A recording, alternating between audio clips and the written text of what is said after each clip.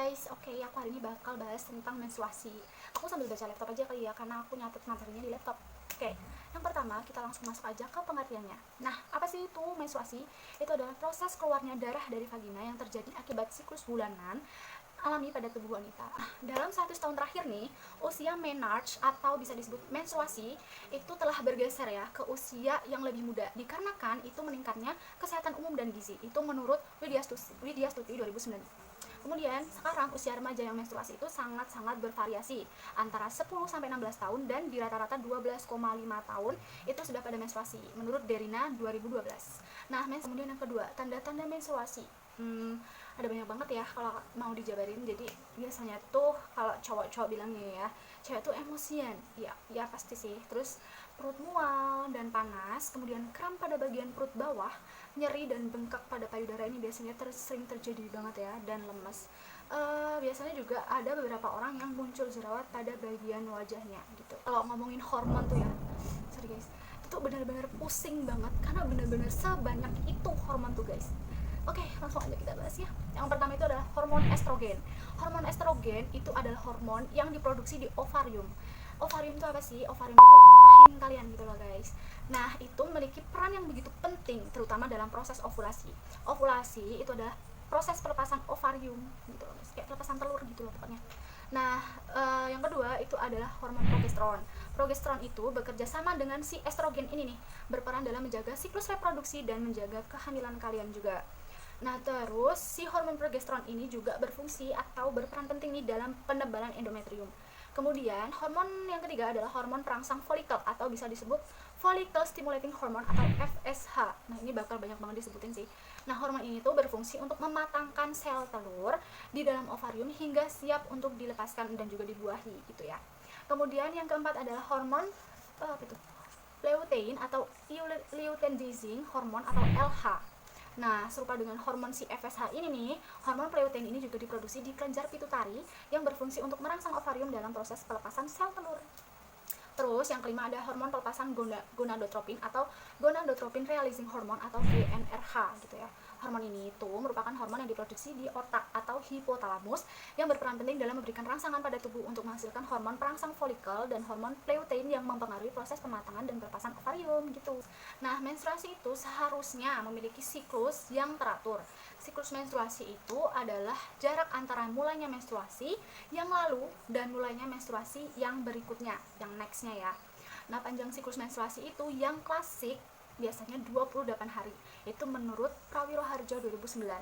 Tapi ada pendapat lain nih dari Nugroho dan Utama 2014. Itu menurut mereka hanya ada 10-15% wanita yang memiliki siklus 28 hari. Nah, siklus menstruasi itu dipengaruhi oleh beberapa faktor guys, di antaranya usia, aktivitas fisik, kemudian status gizi, hormon, dan juga lingkungan. Nah, fase-fase dalam menstruasi itu dibagi menjadi 3. Yang pertama fase menstruasi, yang kedua praovulasi dan ovulasi, dan yang ketiga adalah pramenstruasi. Oke, kita bahas dulu yang pertama ya, apa itu menstruasi? Fase menstruasi itu biasanya terjadi 3-7 hari. Nah, pada fase ini nih, lapisan dinding rahim dan sel telur akan meluruh menjadi darah menstruasi. Kenapa sih kok bisa sakit banget menstruasi itu? Yaitu karena si darah yang menempel di endometrium nih, ibaratkan ini rahim kalian ya. Dan darahnya tuh nempel di endometrium, itu tuh mengalami pelepasan. Biasanya nempel, dia tuh benar-benar kering dan melepas. Jadi kayak darahnya tuh benar-benar lepas gitu. Nah, banyaknya darah yang keluar selama masa menstruasi itu berkisar 30-40 mili. Jadi kenapa bisa sakit ya? Karena itu. Nah, selama 3 hari pertama adalah menstruasi yang keluar akan lebih banyak. Pada masa ini wanita biasanya akan merasakan nyeri atau kram di bagian panggul, perut, dan punggung. Kondisi ini biasanya dipicu oleh kontraksi rahim. Jadi rahim kalian tuh kayak genjet-genjet gini biar darah kalian itu keluar. Jadi rahim kalian tuh gini-gini loh guys, biar darah yang nempel di rahim kalian itu luruh gitu pokoknya. Nah, itu kontraksi itu terjadi karena adanya peningkatan hormon prostaglandin selama menstruasi. Meski memicu rasa sakit, kontraksi terjadi selama menstruasi berfungsi untuk mendorong dan mengeluarkan lapisan dinding rahim yang luruh menjadi darah menstruasi, yang udah aku jelasin tadi. Oke, kita next ke fase kedua. Fase kedua adalah fase praovulasi dan ovulasi. Nah, pada fase ini lapisan dinding rahim yang sempat luruh tadi akan mulai menebal lagi nih ke endometrium kalian. Proses penebalan rahim ini berfungsi untuk mempersiapkan agar rahim siap ditempati oleh sel telur bila terjadi pembuahan oleh sperma. Proses ini biasanya terjadi pada masa subur atau bisa disebut dengan ovulasi tadi. Nah, pada saat ovulasi ini, folikel yang tadi aku sebutin itu yang dominan akan pecah dan mengeluarkan sel telur, kemudian bergerak menuju rahim seperti tuba Fallopi.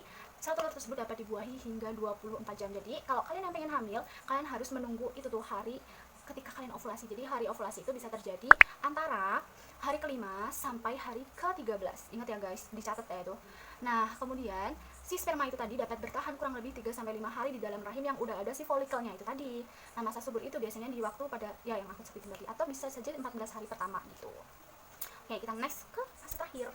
Nah, fase pramenstruasi. Pada fase ini lapisan dinding rahim makin nebel nih, makin tebel aja tuh si darahnya tuh. Hal ini disebabkan karena folikel yang pecah dan mengeluarkan sel telur akan membentuk corpus luteum. Susah banget ya nyebutnya. Corpus luteum itu adalah jaringan yang terbentuk di ovarium dan berperan dalam produksi hormon progesteron yang membuat lapisan dinding rahim semakin tebal. Jadi apabila nggak ada pembuahan nih, si folikel tadi yang harusnya dibuahi itu bakal pecah dan bakal nebel lagi nih di dinding rahim kalian. Jadi nanti bakal terjadi lagi deh fase menstruasi lagi gitu loh guys. Ya kayak gitu ya pokoknya siklus menstruasi. Kita bahas yang selanjutnya yang paling banyak banget di request dan ditanyain. Kenapa sih menstruasiku tuh bisa aja 3 bulan sekali, bisa aja sebulan 2 kali? Nah, kenapa sih guys? Itu tuh tergantung dari diri kalian. Jadi bisa aja dipengaruhi oleh karena kalian kurang gizi atau kalian terlalu kurus dan kalian itu terlalu gemuk atau obesitas. Nah, itu tuh nanti bakal ada hitungannya sendiri gitu buat gizi dan aku nggak terlalu paham. Gitu loh guys. Jadi kenapa sih kok kurang gizi bisa sih nyebabin aku tuh telat ataupun bisa sesering itu menstruasi gitu? Nah, karena asupan yang kalian makan itu kurang guys. Jadi darah yang kalian hasilkan itu bisa aja kurang, bisa aja lebih gitu. Nah, terus kenapa sih kelebihan gizi? Harusnya sehat dong. No guys. Karena kelebihan gizi itu juga menghasilkan lemak dan lemaknya itu akan mempengaruhi juga ke siklus menstruasi kalian. Dari menurut jurnal beberapa yang aku baca gitu sih, ada si obesitas itu tuh 60% dari jurnal yang aku baca itu benar-benar mempengaruhi. Tapi 40% juga enggak gitu. Itu tergantung dari diri kita. Karena obesitas itu ada obesitas yang memang benar-benar mereka makan sehat dan ada juga obesitas yang benar-benar mereka tuh makannya cuma junk food dan lain gitu. Nah, terus kenapa sih kok menstruasi bisa telat? Itu banyak banget faktornya. Jadi karena bisa kalian aktivitas fisiknya terlalu banyak, kalian stres, kalian makan sembarangan, kalian jarang olahraga, ataupun kalian banyak pikiran seperti mikirin dia yang gantungin kalian gitu mungkin ya. Jadi itu tuh benar-benar mempengaruhi diri kalian. Jadi kalau kalian pengen menstruasi kalian itu teratur, kalian itu harus positive vibes, kalian bisa ngelakuin hal-hal kecil, olahraga kecil, ataupun kalian bisa makan makanan yang sehat gitu ya. Terus kalau aku udah sesering itu untuk telat menstruasi gimana? Terus kalau aku udah sesering itu menstruasi gimana? Kalian bisa langsung aja cek ke dokter kandungan supaya untuk memperjelas kenapa dan kenapa terjadi di rahim kalian gitu, ada apanya gitu. Oke, sekarang kita bakal bahas ke darah-darah yang berhubungan dengan menstruasi. Oke guys, jadi aku udah download fotonya nih ya. Aku bakal bacain ke kalian biar kalian lebih jelas ya. Oke, darah yang pertama adalah darah oranye. Nah, darah oranye itu merupakan tanda implementasi. Implementasi itu apa sih? Itu adalah menempelnya sel telur ke rahim. Itu namanya implementasi, guys.